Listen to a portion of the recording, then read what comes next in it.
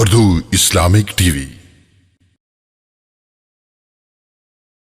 کے ماحول میں رہتے ہیں، ہمارے دائیں بائیں صبح شام مولانا ٹائپ کے ہمارے جیسے لوگ ہوتے ہیں، تو ان کے موضوعات الگ ہیں، پبلک کے موضوعات الگ ہیں. تو ہم یہاں سے وہ موضوعات سیکھتے ہیں کہ جامعہ میں آج چائے پیتے ہوئے ہماری کیا گپ شپ ہوئی تھی، پھر ہم جب فلاں مدرسے میں گئے تھے تو ان سے کیا گپ شپ ہوئی، وہی گپ شپ ہماری جمعے کے بیان کا حصہ بن جاتی ہے. اور درس قرآن سے بھی وہی چیزیں کشید کشید کے لائی جا رہی ہوتی ہیں. قرآن سے تو آپ جو چاہے نکال لو. ایک ہے نیوٹرل ہو کے قرآن کا درس دینا کہ قرآن کیا کہہ رہا ہے، ایک ہے آپ اپنی مرضی کی چیزیں اس میں سے نکال رہے ہیں. ایک صاحب نے مجھے کہا کہ یہ کیسے ممکن ہے، پھر وہ مجھے انہوں نے چیلنج کیا کہ آپ قل ہو اللہ احد سے 4 شادیاں نکالو. میں نے کہا میں نکال سکتا ہوں اگر مجھ پر یہ مسلط ہو جائے، مجھ پہ مسلط ہو جائے نا کہ میں نے ہر آیت سے کیا نکالنا ہے، 4 شادیاں تو میں نکال دوں گا. انہوں نے کہا کیسے؟ میں نے کہا دیکھو قل ہو اللہ سے پتہ چلتا ہے توحید کس کا خاصہ ہے، اللہ کا، تو اللہ پہ سوٹ کرتا ہے. بس اللہ کے علاوہ کوئی بھی چیز ایک بولو نا یہ قل ہو اللہ سے ثابت ہو رہی ہیں 4 شادیاں، تو ثابت کرنے کو تو کر. میں نے کہا بھائی دیکھو صرف اللہ صرف ایک ہونا چاہیے. اگر آپ اللہ کے علاوہ کسی اور چیز میں ایک کے قائل ہیں تو آپ اللہ کی توحید میں گویا شرک کر رہے ہیں. سمجھ میں نہیں؟ یہ حق اللہ کے علاوہ کسی اور کو تو یہ ہم نکال سکتے ہیں، یہ تو لوگ نکالتے ہیں. تو آپ نے قوم کے سامنے وہ بات کرنی ہے جو قوم کی ضرورت کس چیز کی ہے. چند ٹاپک ہیں جن کی بہت شدید ضرورت ہے، جس پہ آپ تیاری کریں پراپر طریقے سے، اور وہ یونیورسٹیوں میں جائیں، کالجز میں جائیں، جمعے کی تقریریں آپ کی اسی کے گرد گھومیں. مفتی حسین خلیل خیل صاحب نے ابھی الحاد پہ بڑا ہی جاندار اور شاندار بیان کیا، جیسے کہ ان کی عادت ہے انتہائی مختصر اور جامع بات کرتے ہیں وہ.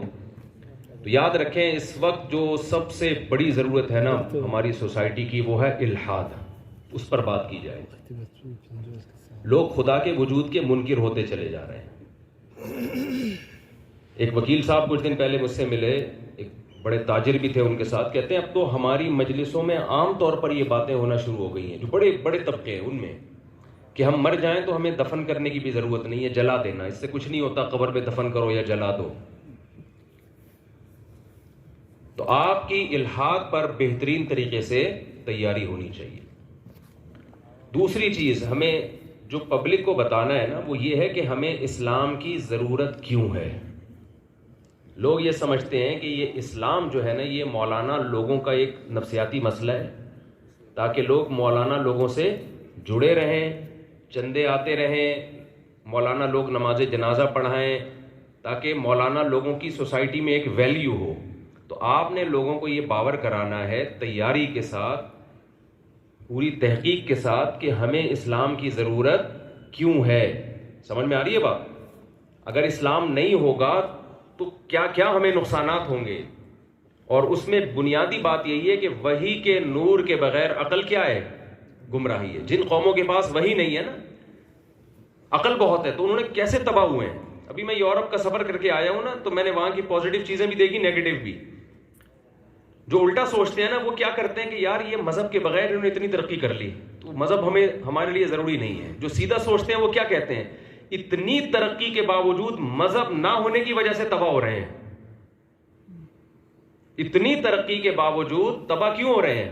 مذہب نہیں ہے. اس کا مطلب سب کچھ ہو، اسلام نہ ہو تو آپ کا انجام بہت بھیانک ہے. اتنا بھیانک انجام ہے کہ میں اگر بیان کروں گا تو میرا یورپ کا ویزا بڑی مشکل سے لگا، دوبارہ کینسل نہ کر دیں. بولو کھل کے بیان نہیں کر سکتا. کبھی چھپڑ میں آئیں، چھاؤں میں آئیں تو اکیلے میں بتائیں گے آپ کو، کیونکہ میرے ساری چیزیں نا ریکارڈ ہوتی ہیں. ابھی میں جب یورپ کے ویزے کے لیے اپلائی کیا تو انہوں نے ریجیکٹ کر دیا، تو ہمارے خلاف تقریریں کرتا ہے. پھر بڑی مشکل سے مکھن لگا کے ویزا ملا ہے. تو اب وہ میں زیادہ، آپ کبھی چھاؤں میں آئیں گے تو انشاءاللہ میں اکیلے میں آپ کو بتاؤں گا کہ کیا کیا ہو رہا ہے سوسائٹی میں، اور تباہی کی طرف جا رہے ہو. ڈپریشن کے سب سے زیادہ مریض وہاں ہیں، یہاں نہیں ہیں. اور اتنی یہ ٹینشنوں کا آپ کچھ حصہ ان کو دے دیں نا اگر، تو جو تھوڑے بہت زندہ رہ گئے وہ بھی مر جائیں گے. تو کیا تباہی ہے، کیا بربادی ہے. تو آپ نے کا جو اہم ترین ٹاپک یونیورسٹیوں میں، اسکولوں میں، مسجدوں میں ہونا چاہیے وہ کیا ہونا چاہیے؟ ہمیں اسلام کی ضرورت، بولیں کیوں ہے؟ اسلام ہمارا ضروری ہے، اس کے بغیر ہم چل نہیں سکتے، انسان نہیں بن سکتے ہم۔ تیسری چیز ہے فرقہ واریت۔ جو لوگ دین پہ چلنا چاہتے ہیں، ایسے